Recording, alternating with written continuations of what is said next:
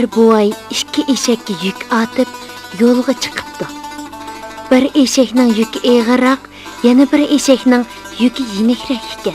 Eşekning biri yana biridan yordam so'rabdi. Aka, men faqat bo'lamadim.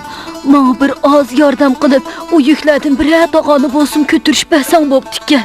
Shundoq qila aka. Bunda qısaq bo'lmasmikin? Bu yüklerden Mehmet hayatıyla qutulgan tursam. Aka, sen bu yolg'ondan yetib olmagan bo'lsang, xo'jayinimizmi bunchalar ko'p tog'arni meni ustimga otib qo'ymagan bo'ladi. Ha, mumkin bo'lsa. Mumkin emas. Nimandaq to'g'ri gap qilasan? Bu yüklerini sana men ortib qo'ydimmi? Sen berib xo'jayinimizga de. Qandoq degan gap bu? Men ketdim.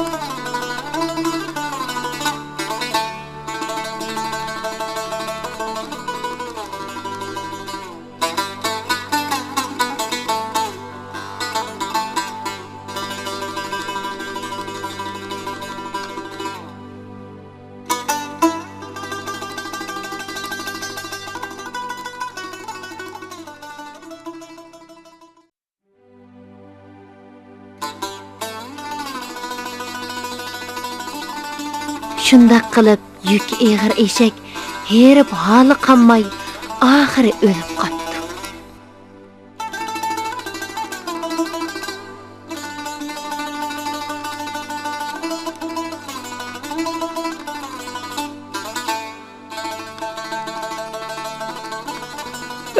Ey bichar ishigim, o'libsan de. Endi bu yukni mav eshak otmoqdan boshqa amal qolmadi.